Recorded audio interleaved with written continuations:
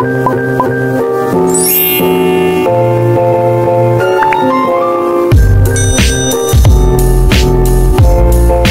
have beautiful Filipina. What is your name? Shelami. Are you working here in Dumaguete? Yes. So what is your work, Shelami? Answer Malay housemaid. Housemaid. So how much your salary every month? 5K. So how many months you're working? Wala pa man. Pila ka bulan? Wala pa first. First time. So why you stopping to school, Shelami? For helping parents. Yeah, it's true. He want to helping parents. By the way, how many siblings do you have? 3. Huh? 3? Are you eldest, the second, or the youngest? Second. The second. Your LD. What is your eldest? Boys and girl? Girl. So is already married. It's not. She is still single, but he's working too. Matrabaho siya. Here too. So your mother, how old is she? 38. Huh? 38. 38? Oh, very young. Your mother. Your father? 40. 40? Oh, very young. So how old is she? You're married your mother. Pila edad ni nagbinyo day mong mama? 2018. Because you are 20? You're very young. Your mother, right? 38? Yeah. And then you are living at Ayungon? Yes. So Ayungon going to Dumaguete, how many hours? I think if fast, I think 2 or 3. 3 hours? It's very far, right? And then after that, you're riding at motorbike. Yes. Then another 3 hours. Another 3 ka oras. It's very far. So, what is work your parents? Farmer. So, do you have a lot of like bananas? Yes. Wow. You have a sugar king? Namoy kabasakan? Kanang kahumainan? Only banana and tubo. Wala may katunghan. So Shelami, you don't miss your mother because you are very first time at going Dumaguete. I am miss. Yeah, because you are very young to help your mother. You are very kind because you decide to help your mother. So if you what is your boss? Is a Filipino? Yes. If you accept the salary, you're visiting your mother? Sometimes. Sometimes. Yeah, because it's very far, right? Because if you give the money for the salary, you have GCash, something like Palawan, to send your money to help your mother. So, if you back to going to school, your college, No. senior high, like grade 12, 11, your school, very far your house at your province. So this is your decide to stop your schooling.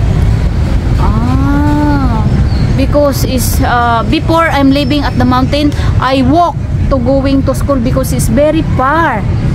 Yeah, do you have a horse? No. We don't have your horse. What is your you have a cow? Yes. So how many cow? 1. So do you have a lot of dogs? 1. One only. Cat? Do you have cat? 2. Because sometimes is living in the mountain, a lot of dogs, right? To security at the house. So this is your cousin to you going to work. Yes. His contact with you? And Facebook. Wow. Good, because you are trust, because this is your cousin, right? Then you don't miss any your family, because you have a cousin at the here in Dumaguete. So it's nice because your salary is first time 5K, no? Yeah, it's go high because the prices at here in the Philippines is like expensive.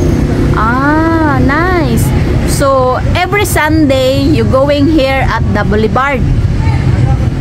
Okay. Yeah, because this is your first time here, right? So because if you first time you say, oh, this is Dumaguete, it's very nice, the place is very peaceful, right? So your province is very hot over there, or it's raining now? I think it's raining. It's raining, right? Because they have some barangays like it's raining a lot, but it's okay here in Duma because it's going to hot the weather. You are very nice, Shelami. So your youngest sister or brother? Youngest. Young sister? So you mean you are sister too? We don't have your... We are 3 sisters, but we don't have brothers. So you mean we have 3 sisters? Wow, you are 3 Marias. 3 Marias. So your eldest sister, how old is she? 22. 22. Then where is what is work? Housemate. Here in Dumaguete? Yes. So you are neighbor? Yeah. It's nice. You're very nice. So if you going to the plaza, when you become your sister? Mao ba kamon tolo?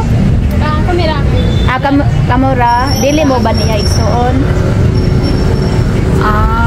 Ay, pwede na ba uban? Ay, pwede uban. Nice. Dili man nagway mo kauban. Dili. Makapan ra. Wow, you're very nice because but your eldest sister, you know, you're going to Duma going to work.